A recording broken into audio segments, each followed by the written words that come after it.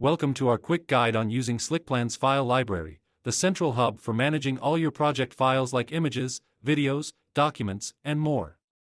To access the file library, click the folder icon in the toolbar. Click Upload Files and drag and drop your files, or use the Select Files button. Once you're done, just hit Save.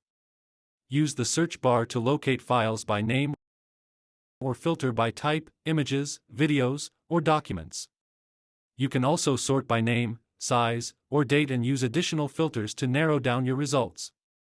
You can preview, download, or delete files by hovering over them. Click the eye icon to preview, the download icon to save it to your computer, or the trashcan icon to delete. For multiple files, select them and use the bottom bar options. You can use any file from the library across various modules in Slickplan.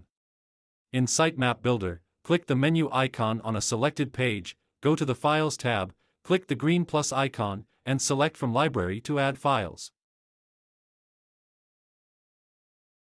For Diagram Maker, click the image icon, choose from Library, and select your files. Add an upload block in Content Planner, click from Library, and pick your files. Lastly, click Upload Mockups in Design Mockups, select File Library, and add your files. For more information, please visit our support site. Thanks for watching.